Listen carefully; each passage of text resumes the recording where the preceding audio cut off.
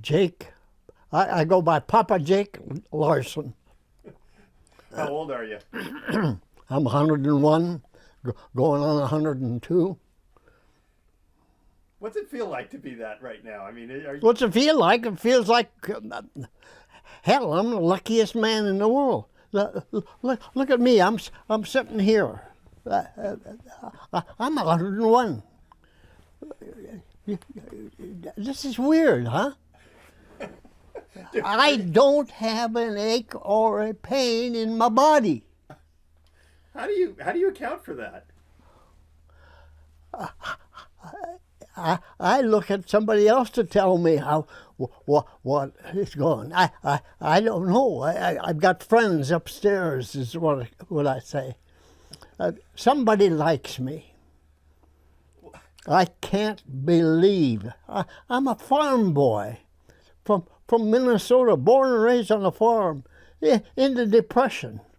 No electricity, no running water, milking cows by hand. Do you ever figure you'd end up in this situation? Anybody that can tell you they figured they did, they're crazy. I didn't think I'd live to see 70. That's the way life was. 65, you're an old man. You're a real old man. Now they're young pups to you, right? And here I sit, 101. I don't know the answer to that, John. There's nobody knows the answer to that. Yeah. Well, clean living, I guess, or at least happy living, maybe. See my early life. I started grade school when I was 4 years old. What did you... My birthday is December 20th. And the school board, country school board, said, so long as you're 5 years old, when you're in the first grade, that's fine. So I turned 5 December 20th. It seems like you start a lot of things early. Tell me about when World War II started and how you started it. I already was in the service for 3 years. I joined the National Guard with my cousin Chick. We were both 15, both same age. Did they know you were 15? Hell no! We kept it secret. And you got to remember this. In my future, when I start talking about where I ended up overseas, I start off in the infantry, the National Guard in Minnesota.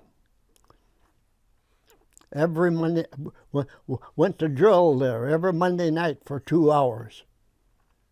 And we were credited with $1.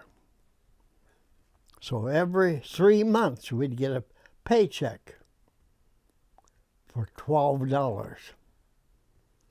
John, you cannot believe what $12 was to me. I think I was 12 years old, or probably 15, before I ever saw a $5 bill. That was Depression. A dozen eggs were a penny apiece, 12 cents for a dozen eggs. It seems like you remember everything. Oh, I remember everything. We had a cow that couldn't get with calf. She's not a milking cow then. When I was 6 years old, my brother and I put her in the sleigh. Wintertime, that's what you use, sleigh, no cars. Yeah. Hauled her 4 miles or 5 miles to Allendale, Bill Finbo was the buyer there at that time. Do you And remember the name of the guy who oh, bought the cow? I certainly do. Yes. Okay, so let me take you to where this whole thing our whole thing starts. Is World War II breaks out. You've already been in the National Guard for 2 years. I've been 3 years. 3 years because you lied about your age. Yeah. So when World War II started and they started calling people up, you were what age? And when World War II, before World War II started, they were having trouble with the Japanese, and they put the National Guard into federal service. In February 10th, 1941, we were put into federal service. We took the place of the Army. Our Army in the United States at that time was 150,000 people.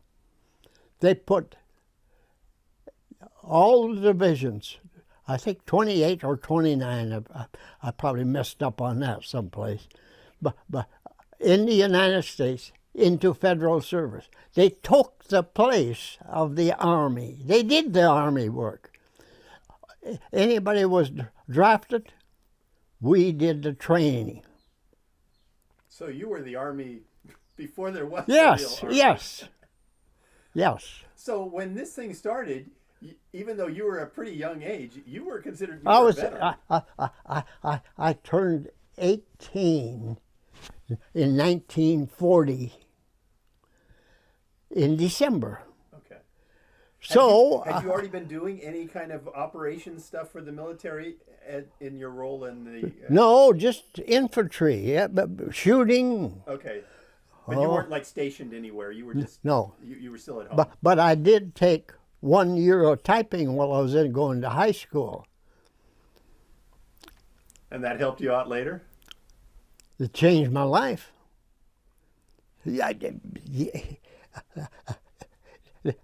This story you're about to hear now is in that book.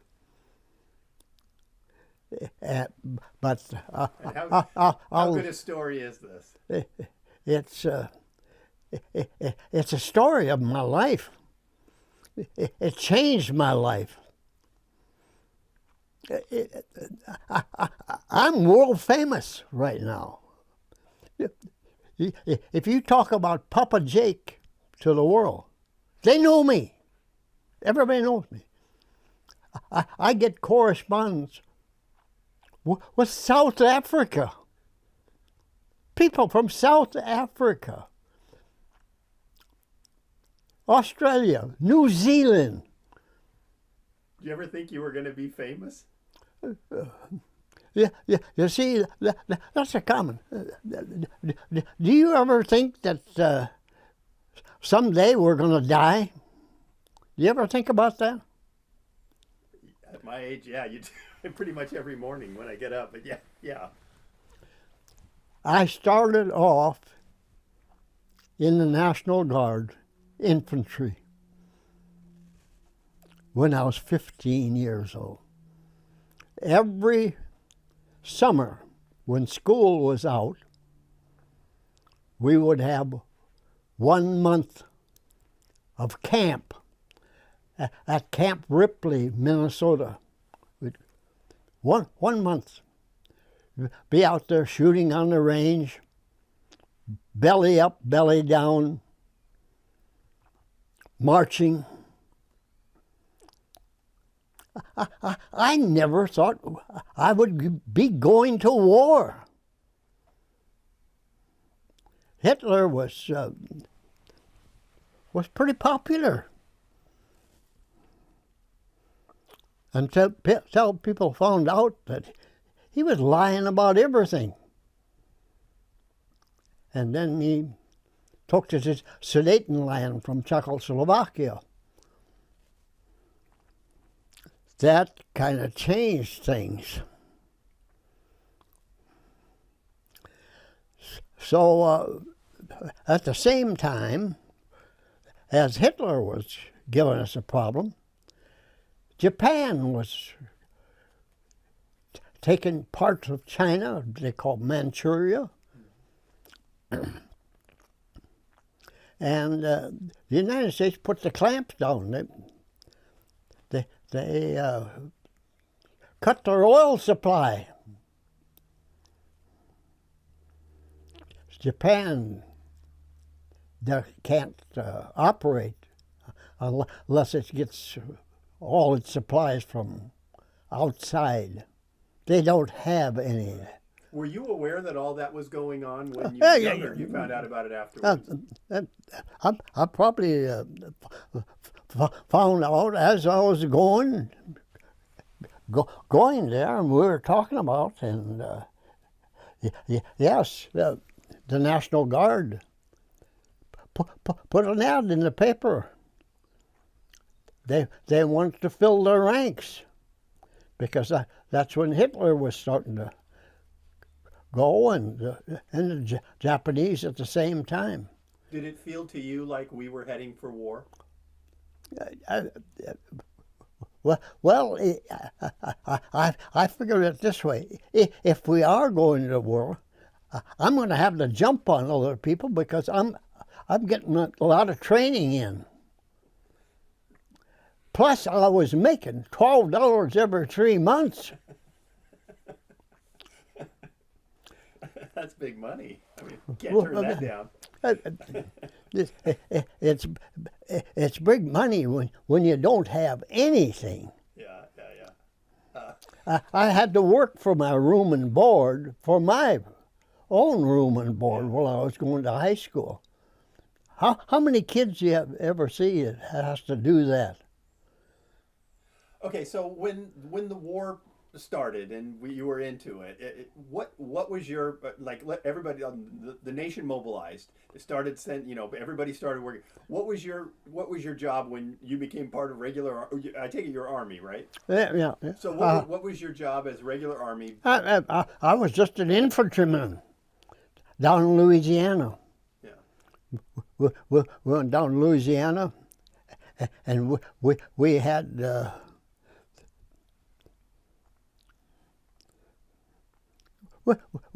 we'd go out and arrange. We had divisional tactics.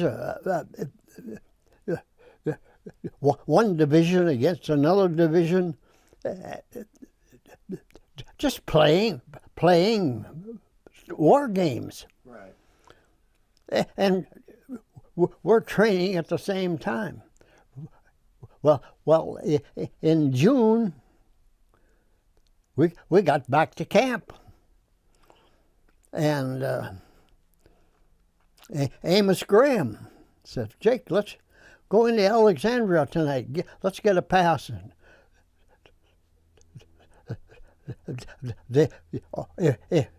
You'd fill a truck, and they'd haul you in there and dump you off.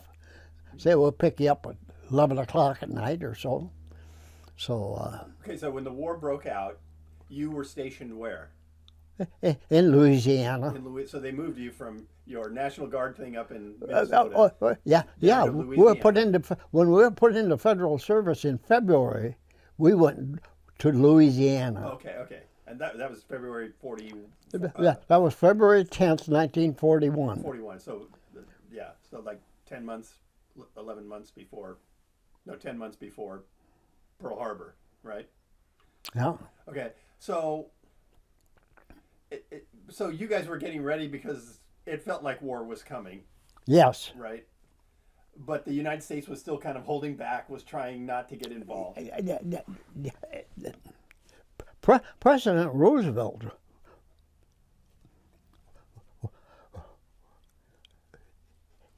he told the people, I am not going to get us into any fighting.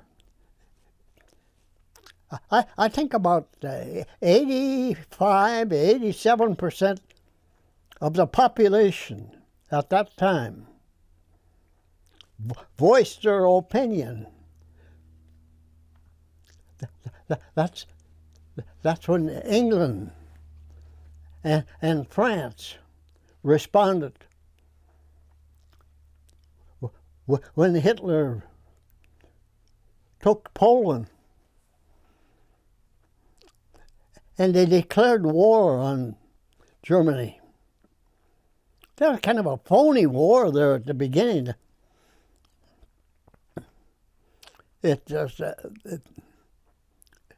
Everybody was threatening everyone, but no one was doing anything about it. And then Hitler's army went in and just mopped up France.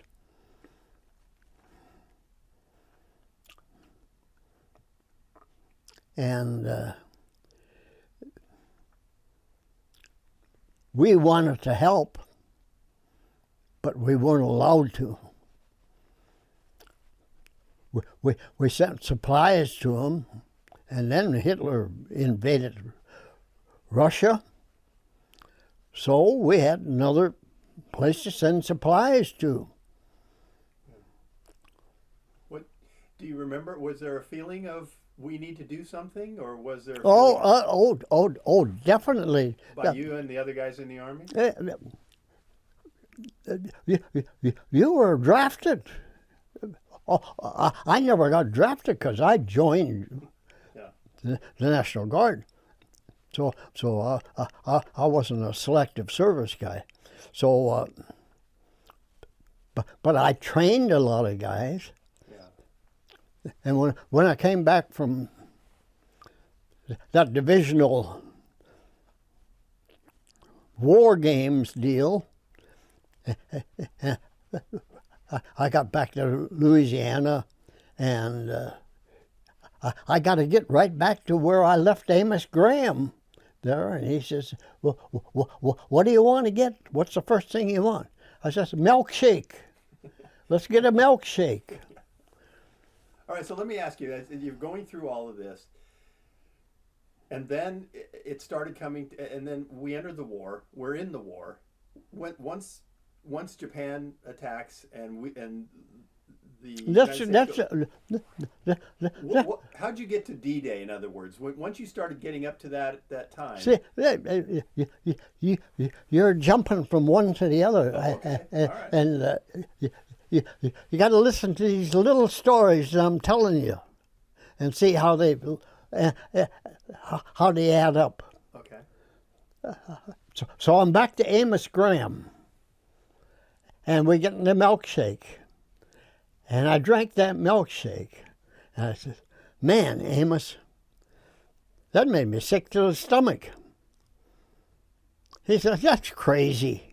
He says, "You're crazy." So I had to vomit. And I was sick to the stomach. I says, "I'm going to go back to the trucks and see if somebody's going back to the camp. I'm going Saturday night." So I went back with the trucks, went to bed. 5 o'clock the next morning, Sunday morning, Joe Squasniska, the corporal of the guard, came and woke me up and says, "Jake, you're on KP this morning." Joe, I says, "I've been sick all night. Don't give me that bullshit. Everybody is sick when it's time to go on KP." He says, "Get your fatigues on, get up to the kitchen." I got my fatigues on, went up to the kitchen. Max Mantai was the mess sergeant. He says, "Jake, what's the matter with you?" He says, "You're white as a ghost." So I told him the story. He says, "Is that all you were drinking?" It's a milkshake. I says, "Yes, it was." Boy, he says, you lay down at that end table. We don't use that table. You lay down on the bench, and when 8 o'clock comes, you go to sick call. Sick call was just across the road from us. Well, Jake, I got to move forward a little bit to D-Day, because that's kind of what the story's going to be focusing on. All right. What were you doing right before D-Day? In other words, where did you? I take it you got it. Did you assemble in England like everybody else, or? Before D-Day. My, my God, we went overseas when the Japanese hit Pearl Harbor. That put us overseas to help England. We were at war then. That's when war started. So after Pearl Harbor, you got shipped over to England. Yeah, over to North Ireland. That's where we did the training. Okay. And while we were over there, I had been company clerk for nearly 6 months to a headquarters company. And I got in a little tussle there with the captain, and I ended up a private. And I shipped overseas, and he said, I'll be climbing poles and stringing wire from now on. Private Larson, I was a corporal.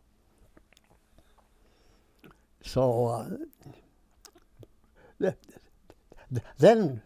That was in Ireland, right? That's in Ireland. Okay. And then 5th Corps came over on the Queen Mary.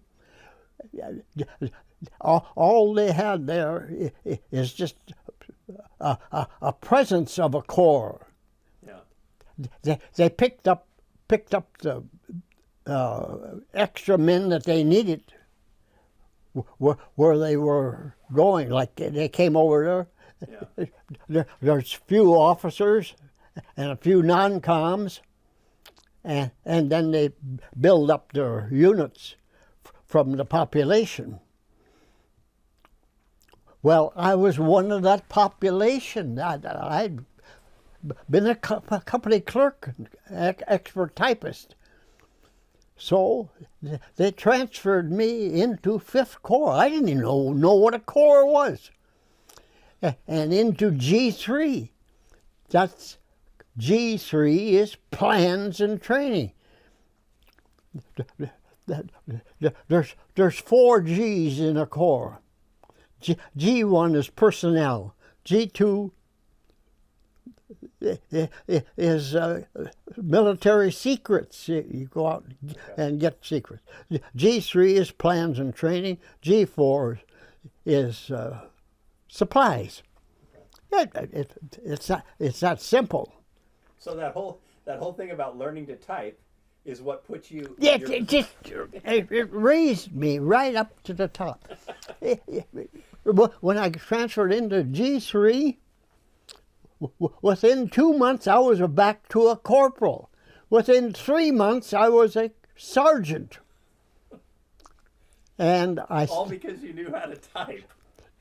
Yes, but I knew how to type, and when the colonel wanted something done, the full-bird colonel, and he's called G3, yeah.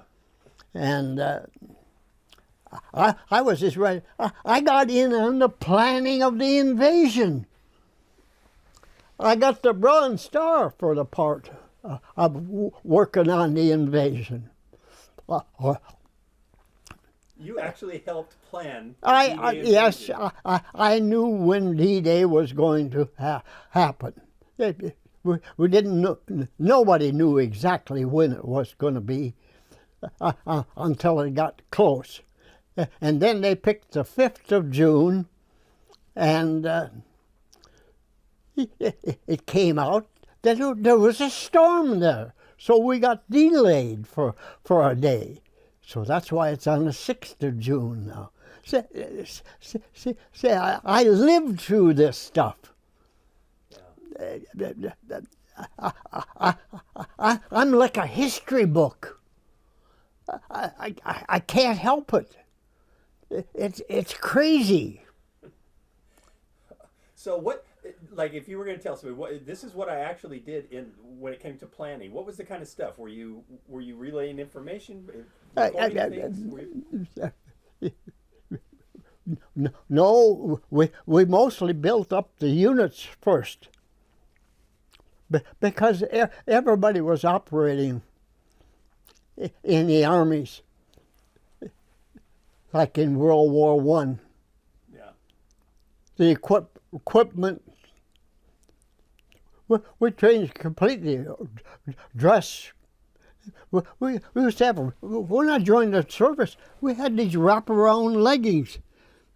Wraparound. That's World War I. We got the canvas ones that just snap on here. And 1903 rifles, that's what we started with. Then we got the Garand. So you were, and this was, you were in Ireland still doing all this, right? Yeah. And so you were planning this thing, and they had to kind of like revamp the whole army while they were going. Yes, modernize the army. absolutely. Okay, so as they got closer to D-Day, and you understood, you knew what was going to happen. No, when we got closer to where they were going to plan D-Day, the colonel took me along with him. I worked on the insides of the invasion. Every person that landed on Omaha Beach on D-Day, every person that landed on Omaha Beach on D-Day, not D-Day +1, D-Day, came through these fingers. These fingers I'm showing you right now. Type their name. You feel like you're a part of history, don't you? I know I'm part of history. There's nobody else in my position. Wow. And this whole time you've been sitting here knowing this. Did the world know? Had you been talking? Because a lot of veterans didn't talk about what they did in the Army. I never told anybody about anything of this. It was, at the time, it was top secret bigot. I was top secret bigot. So you don't go out and blather your mouth around. Yeah. So you couldn't talk to anybody about No. this.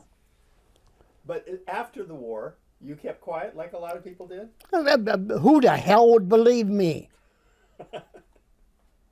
A little farm boy from Hope, Minnesota, doing this here, coming from the infantry and transferring into the Corps.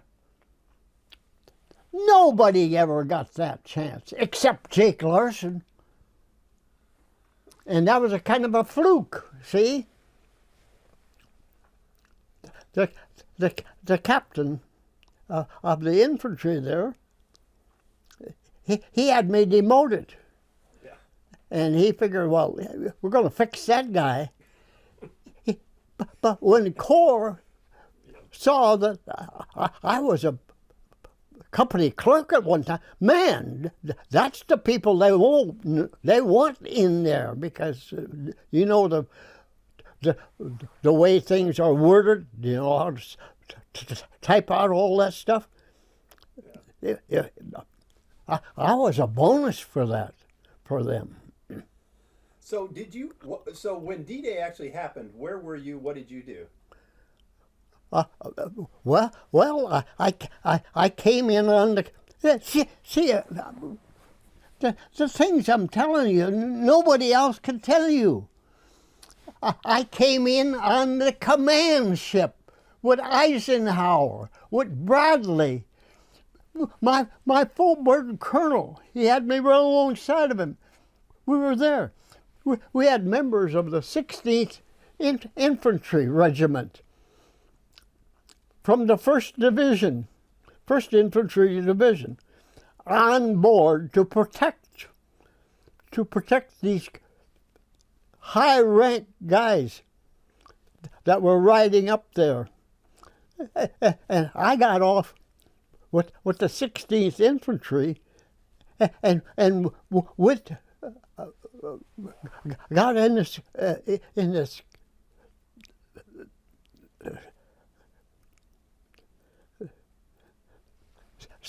there was 30 of us.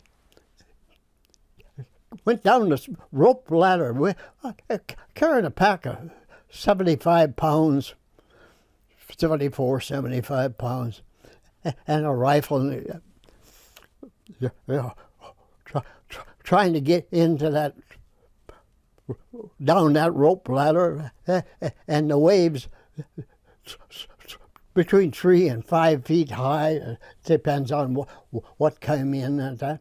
And you're trying to get down that rope ladder, and the boat is trying to aim for the boat, and that's going up and down, and it was hell. And the firing, they were firing long before I ever started in on that. And when they let us off of that boat to walk in, we had water right up to my chin.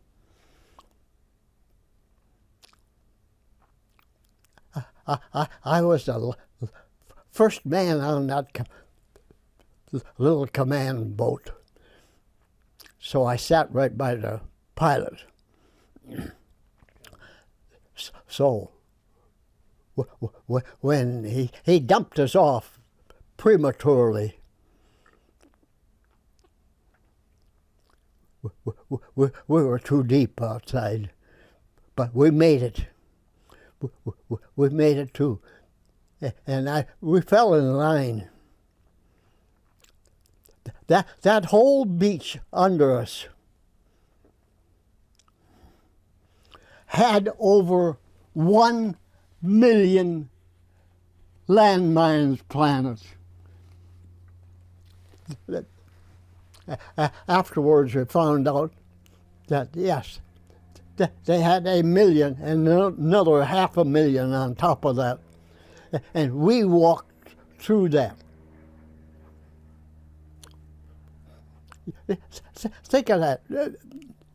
From shore, they were shooting at us with small arms. I was more afraid of stepping on the landmine than I was the small arms fire coming at us. How did you, I'm just curious, how did you go from planning and being a clerk and planning this thing to all of a sudden being in the actual invasion? They just said, okay, you're finished, now go over there and join everybody in the landing? That's just about it. Wow. I had duties I was supposed to take care of in G3. And John, that night, after I got ashore, without getting a scratch,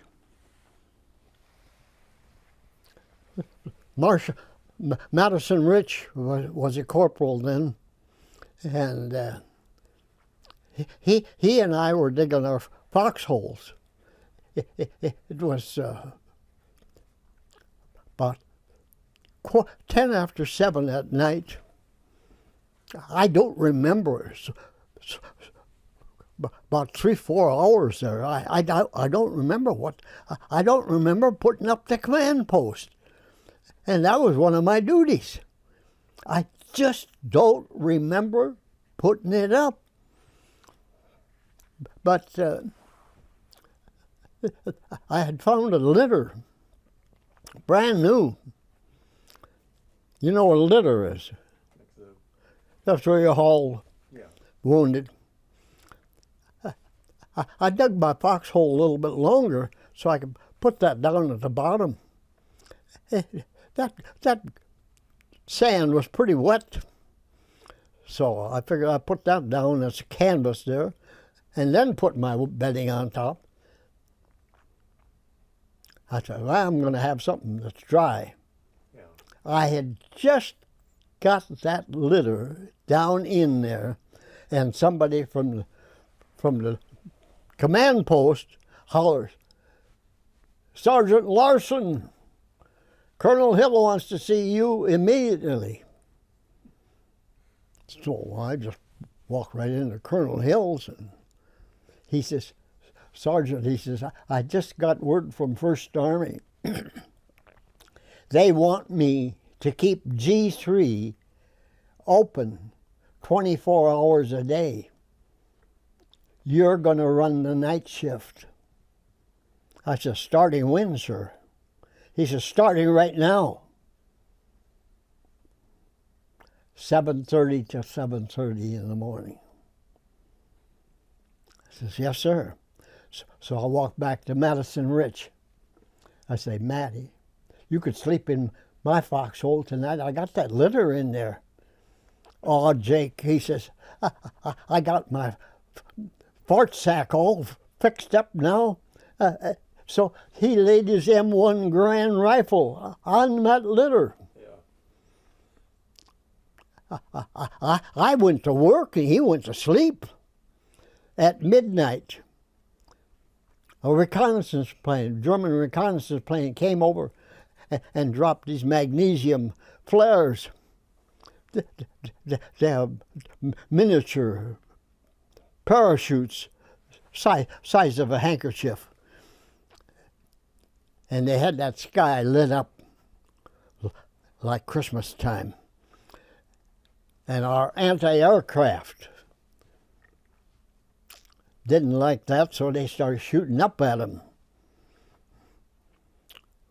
After an hour and a half, it quieted down. I'm inside the command post, and I'm thinking, I don't know where the time went, but the next thing I knew, here somebody was relieving me. It was 7:30 in the morning.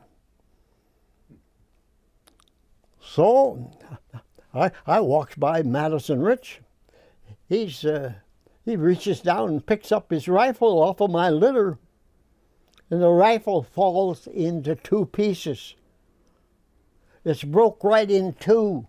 A piece of that shrapnel that went up, that went up from our anti-aircraft, came down and hit that rifle on my litter and broke it in two. So if you had been in that litter. See what I mean? That book is full of that stuff, close. Yeah. Never got a scratch. How is it possible that these things happen to me? And they're confirmed. The only one that knew about that was Madison Rich. Yeah. He died before he was 70 from strokes. I didn't even tell anybody about that until I started writing my book. And when I went over on for the 75th anniversary of D-Day, I told a few people about that, and got it in my book. And is it a relief to tell people about this stuff? Oh God, yes. Oh God, yes. I am. I feel like I'm a messenger for these guys that gave their life. Everybody, John, that I was with, every person that I was with over there. I was over there for 3 years. 3 years. Every person is gone. Every person is gone. I'm the only one left. I've got a duty to defend those guys. They got to get some recognition someplace. They never had a chance to grow up, get married, have a family. Look at me. I'm blessed. I'm blessed. You can't make this stuff up, John. You can't make it up. You've got to live it. So these trips back to Normandy that you're doing, it's an important part of your life, but you actually feel like you're doing it for others. Yeah, I'm doing it for those that gave their life. Yes.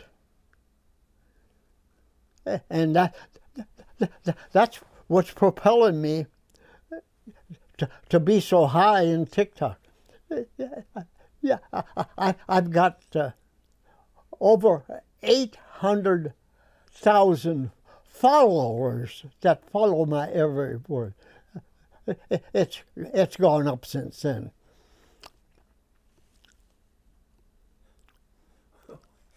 Okay, tell me a little bit how that started. How did you first get on TikTok? I raised one of my grandchildren. She's a girl. I worked full time in the printing business until I reached 73. I was 73. I quit working. Okay. This little girl, who was my grandchild, was just 3 years old when I took over her. I saw her to every preschool, school, dancing classes.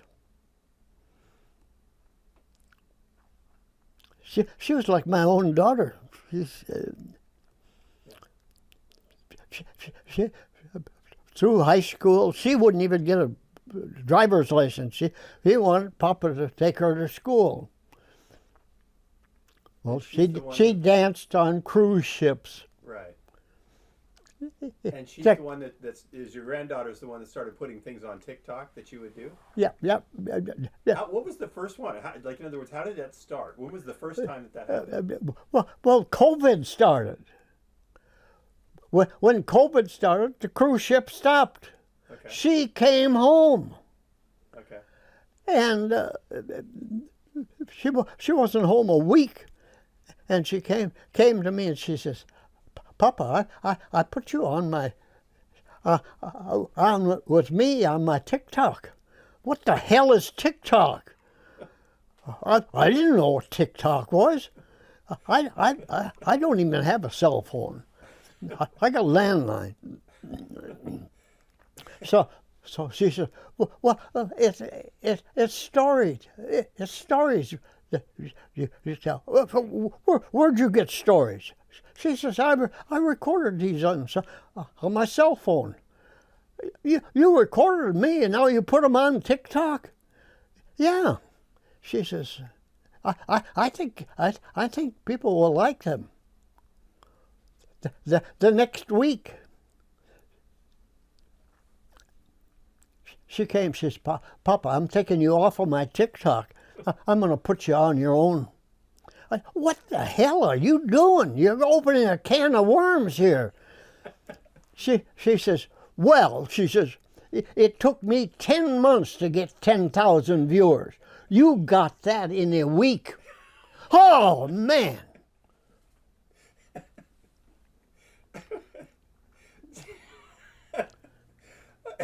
So, and these TikTok videos, you just talk about stuff, or you mostly talk about the Army and your experience? I talk about just the stuff that I was telling you. So yeah. Your experiences in the Army and what it meant and everything like that. And so, do you think the younger generation even knows what happened in World War II? And do you think they're interested in it? I've got 12 teachers that teach history that are using my book for their history book. What an honor that is. Those kids all wrote little letters to me. They call me a hero. I write back to them and I tell them, I am not a hero. I changed that word hero. From a H-E-R-O, I took the O off, and I put a T-O on there. Hereto. Said, what in the world is a hereto? Well, I'm here to tell you, I'm not a hero. I'm here to tell you that those guys that are the heroes are the ones that gave their life so that I can come here and talk to you about it. So when you go to Normandy and you see those graveyards, what kind of feeling does that put in you? John, you can't make this up. I never went to Sunday school or anything in church when I was a kid. But when I go to that cemetery, I feel the presence of the souls of these guys that gave their life. They're with me. And I told you I had members of the 16th Infantry Regiment from 1st Division on the command ship that I rode in with. I never been in a military history, military cemetery before. I had 5 different people from 5 different countries, and there was England, BBC, France 1, France 2, NBC, CBS, and they're all sitting there waiting for me to go out there. And I said, "What do you want me to do?" They said, go up to one of the memorial things and kind of read what it says. So I goes up to the one. I'm reading what it says. I can't believe what it says. It says from the 16th Infantry Regiment, this private was from the 60th. That's the outfit I was with that was guarding my ship, the ship that I came in. So I wear a hat. So I took that hat out and raised. You don't salute while you're wearing non-military apparel. So I raised it, but the hat as a salute. That went viral, that picture. That's part of my book, too. Yeah. So you just walked up to a headstone and it happened to be somebody that was with you? How is that possible? How is that possible? Do you feel like a lot of this is fate? John, I used to think it was coincidence. I know it is not coincidence anymore. It just possibly, it's too lucky. I'm too lucky. You think you're here to tell their story? Oh, definitely. I'm telling you this. I have not had it easy. You're thinking, oh, here he's sitting there, he don't have an acre of pain. I had a stroke. I couldn't move when I'm 83.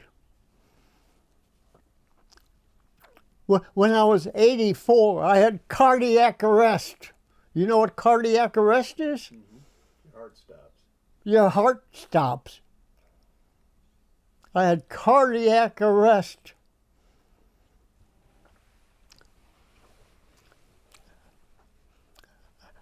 I happened to be in Kaiser, Walnut Creek, when I had the cardiac arrest. I woke up the next morning in Concord, Mount Diablo, with 6 stents in me. And the doctor came around and says, "How you feeling, Mr. Larson?" I said, "God, I feel like I'm going home." "No, you're going to be shipped over to San Francisco. We got to put 5 more stents in you." I got 11 stents in me. And I'm sitting here talking to you.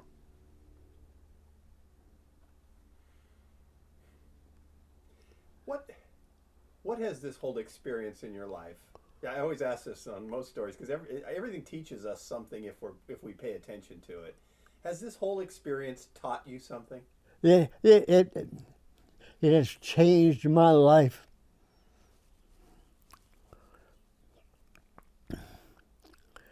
I couldn't tell a lie about anything. I just couldn't. I couldn't do it. I want people to know what I've felt and what I've gone through.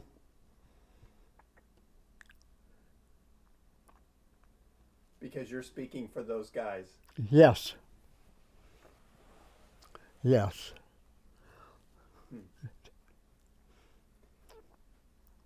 Was America a stronger country back then because of this?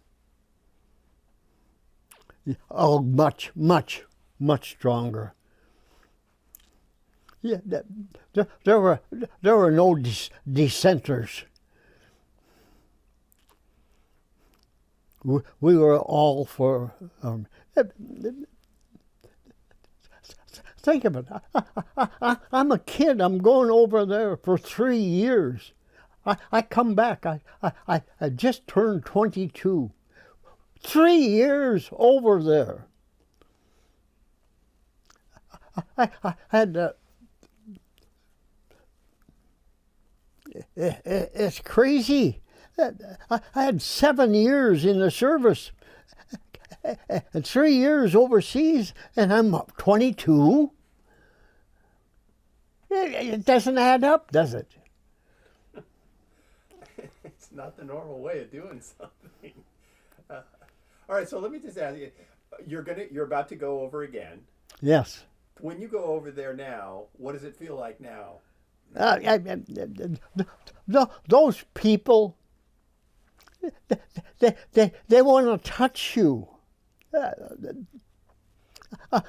It's like magic. If they can just touch you, reach out their hand and run their hand through it or something. It's weird that you can instill that kind of a feeling in people. Does it feel good to you? Oh, God, yes. They appreciate. They wear little bands around their wrist, and it just says on that band, "We remember." Yes. Yes.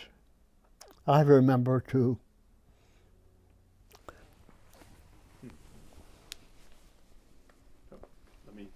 Let me disconnect you here. Hold on, we got a mic on you. You weren't just in D-Day, you actually ended up in the Battle of the Bulge. Yes. Explain what your role was in the Battle of the Bulge. Right. It's the same role as I had on D-Day. Remember, I told you, the colonel says, "Sergeant Larson, I just got word from First Army. Right. They want me to keep G3 open 24 hours a day." That's when the reconnaissance plane came over. Yes.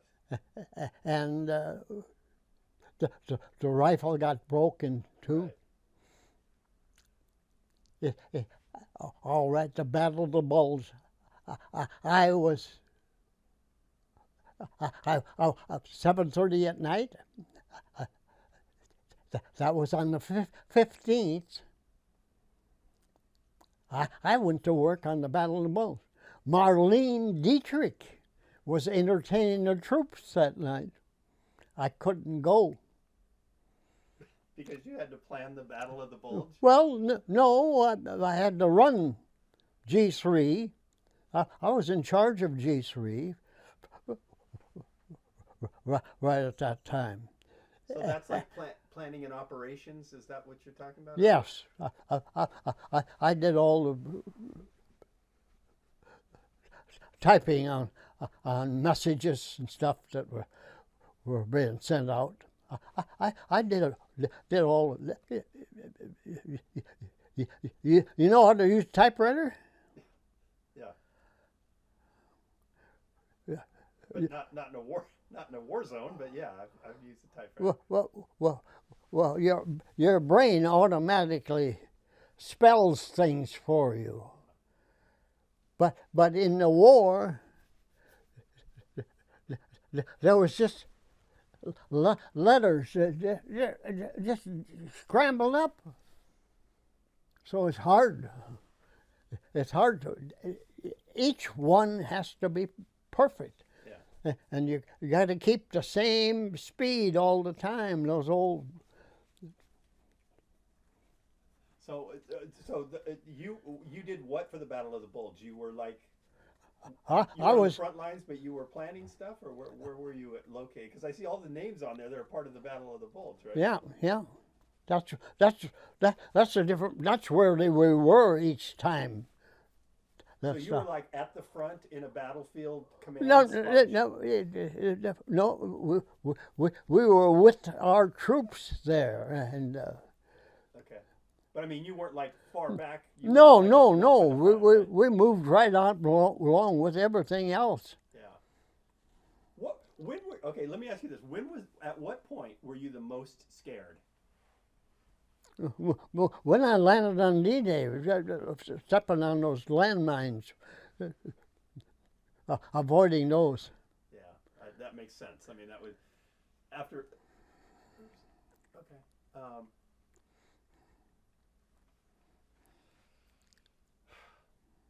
So I mean when the war ended, where were you? Well, I was already out of the war. You were out before the war ended? Yes. And by that you mean VE Day or the whole war? I mean the Battle of the Bulge. That was your last campaign? That was my last campaign, and Colonel Hill called me in. That was December 30th. December 30th. He says, Sergeant Larson, he says, I got a 45-day furlough for you to go home. I said, starting when, sir? He says, starting tomorrow.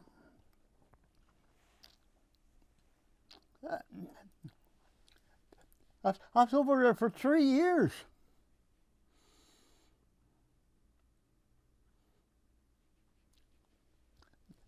I had a whole bunch of souvenirs that I kept under Colonel Hill's bed. He had an army truck he slept in. So after 3 years in country, 3 years doing all this stuff, all of a sudden one day a guy comes to you and just says, "Hey, you got to go. It's time to go. When? Right now." I mean, see, is that how it works? They did it on a point system. I had the most time in the service, the most time overseas. So that was. I had 127 points. I only needed 100. Were you happy to leave? Oh God, yes. My mother was dying from leakage of the heart when I left 3 years before. Okay. So there wasn't any feeling I can't leave these guys, or no. 45 days I was going to be back. See. But see, instead of 45 days, it took me 51 days to get home to Minnesota. 51 days. Okay. And then I had my 45 days at home. On April 13th, I reported back up to Fort Snelling. President Roosevelt died on April 12th, the day before. So I'm waiting for this captain to call my name. So he calls, Sergeant Larson. I come in. He says, Sergeant, I just got through talking to the Pentagon. I said, yeah? He says, I was wondering what I was going to do with you, he said. He's a captain. And so I asked them. They said, you can send him back to his unit in Germany, or you can give him a discharge. I am one of 12 who got out of the service before the war's over. They figured you'd done enough?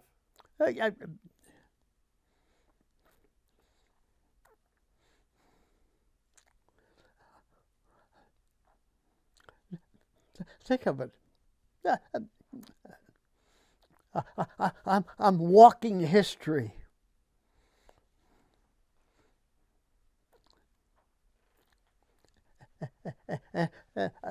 I don't think I'm any different than anybody else.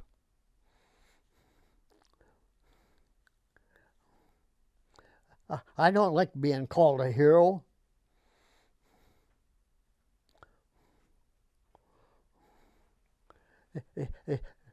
My life is crazy. I'm just that farm boy from Hope.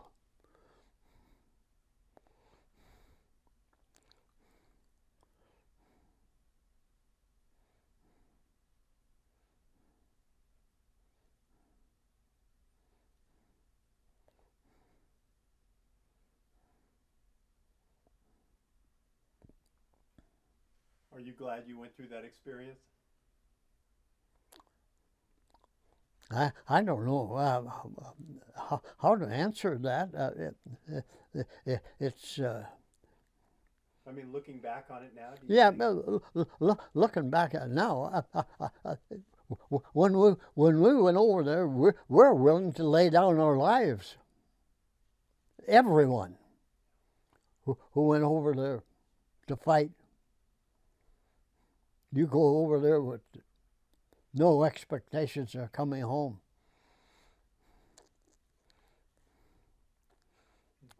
And here I come home without a scratch. And my experiences is beyond anybody's that I've ever known. And I can sit here and recall these. I can recall the names of the officers.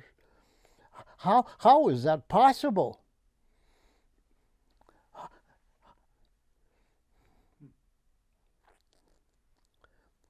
I don't think I'm any brighter than anybody else.